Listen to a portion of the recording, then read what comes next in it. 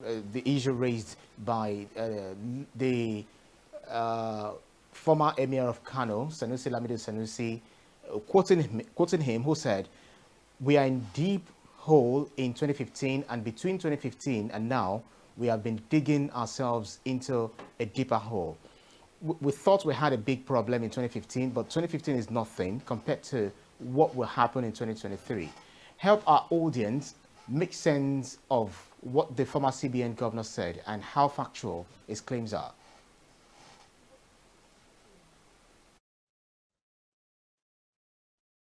Yeah, I think the former CBN governor certainly should know a lot about where we were in 2015 and where we are currently.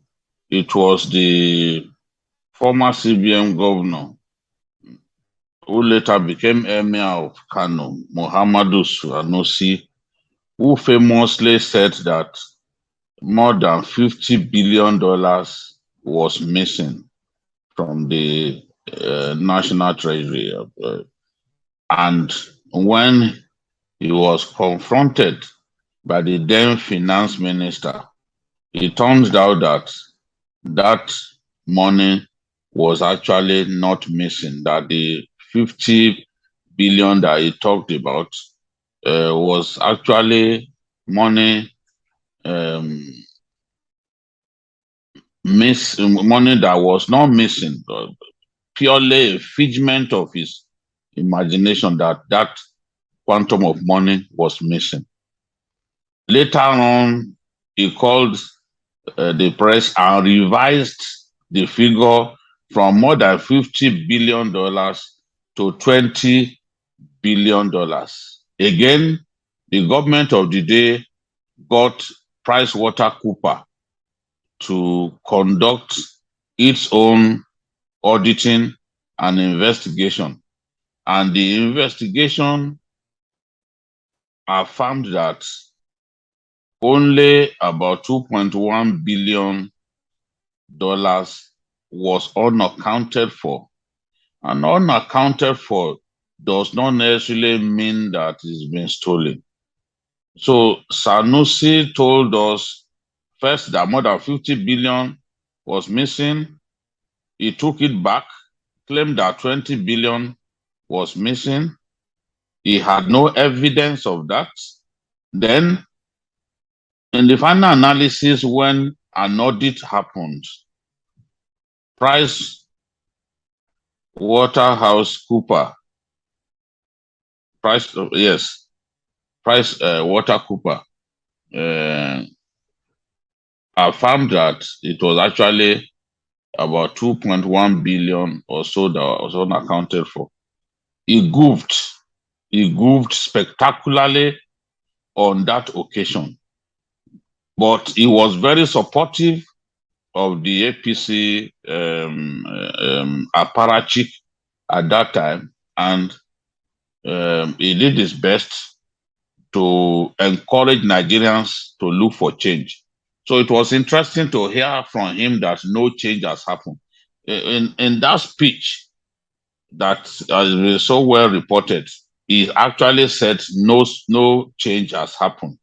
So for a man who pushed hard for peace, I mean for change, who went as far as claiming that more than 50 billion was missing when it was not missing, and then revised the so-called missing sum to 20 billion, only for an audit to then affirm an audit by an international independent audit firm affirmed that only about 2.1 billion was unaccounted for. For him to come and tell us that change had not happened, you are tempted to believe that he must know what he's talking about. And this time around, he's telling us, look, we have banditry now, we have terrorism now, our currency is not stable, all kinds of things are happening to us. We are our debt servicing has outstripped our revenue profile. The first time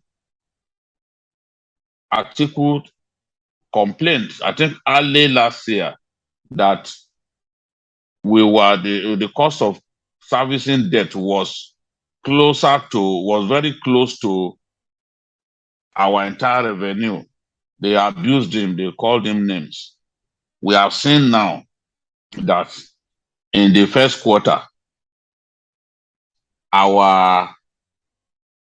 what we spent on debt servicing was actually higher by 300 billion than the revenue that we made during the period. So are we now a country that will be taking loans to pay our debts? When some of us complain that you can't keep taking loans up and down, because when you take loans, you are obligated to pay. I've said repeatedly on Journalist Hangout that the idea of screaming that our debt to GDP ratio is fantastic is economic deception. What we should be talking about is debt to revenue ratio, not debt to GDP. Debt to GDP will fool us, because what we should be looking at is our capacity to pay. Are you well placed to pay when you take loans? We have reached the point now that it is extremely difficult for us to pay, because when debt servicing is becoming higher, when what you spend on debt services, statutory debt servicing, is becoming higher than your revenue, that means that you have to slow down. We have borrowed and borrowed and borrowed, and we have now dug ourselves into a hole. The economy is on a cliff. You don't have to be a master's degree holder to know that Nigeria is heading to bankruptcy. You don't have to be. All the people who ridicule other people and say they are talking about home economics, they are talking absolute rubbish. It is clear now that we are spending more money to service debt than the revenue that is coming in. You don't need an Harvard-trained economist to tell you that is bad economics, that we are in a deep problem, we're in a very serious problem. And Sanusi has alluded to that. No one will look at Sanusi and say that he does not know anything about economics. You can call me, Babajide Kolade Otoju, a home economist. That is a function of your own training, to abuse people, to put people down. But the reality stares us in the face that our economy is not properly run. We are running our economy as if the people who run the Nigerian economy are children, because we are not reaping the benefits of a properly run economy. This is where we have found ourselves. And there is no evidence that things will improve. We are spending too much money as subsidy for bringing in petrol into our country. Inflation is on a disturbingly high level because of diesel especially. And if our refineries were working, we won't be importing diesel in the first place.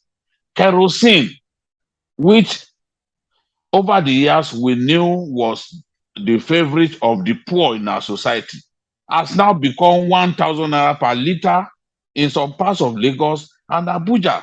How did we allow things to degenerate to this point? How could we have a CBN governor who would allow this huge gap between the official and non-official market to continue?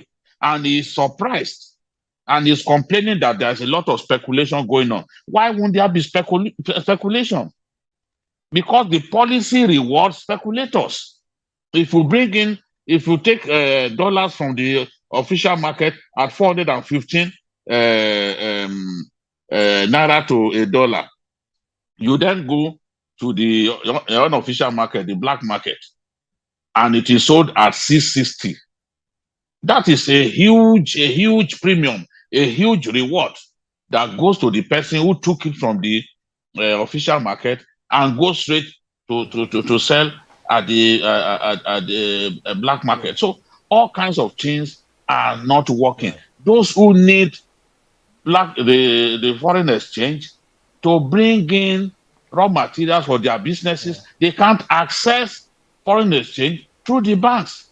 A lot of them are forced to go to the black Yeah. market. And this is driving businesses, I mean, pushing businesses to go under.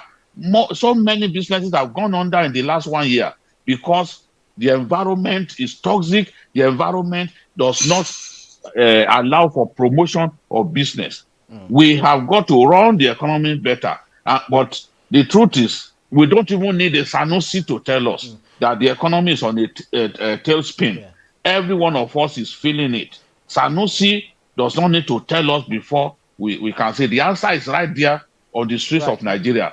People are going through a lot as we speak. Absolutely. A tuber of yam, you get to buy a tuber of yam for as high as 3,000 naira. One tuber of yam. Absolutely. It has never been Yeah. this bad. And Sanusi does not need to tell Nigerians Before we come to before they realize it. know Yeah. that in 2015, things were a lot better. Even some of the people in government will admit, even if they can't admit publicly, that things were not this bad for them in Yeah. 2015. BKO. You can ask the question, when the current, just hold on a bit, when the current CBN governor took over, Naira was in the region of 185 to a dollar. Today, leadership, under his bad leadership, we have the dollar exchanging to the Naira at 660. In fact, it came to 710 10 at a point in time. Yeah. in the Last week. unofficial market, Yeah. which many people see as the closest to reality. So this is where we find ourselves. This is where people will say Sanusi was saying all that because they deposed him as emir. But the truth is, as I said again, you don't need a Sanusi to tell us what stares us in the face. The economy is going down everywhere. The excess crude account has been terribly depleted. Yeah. The foreign reserves, we've been told now that the foreign reserves has gone down to as low as $15 billion, That's quite sad. which can only guarantee a few months of imports into our country. So it's so bad.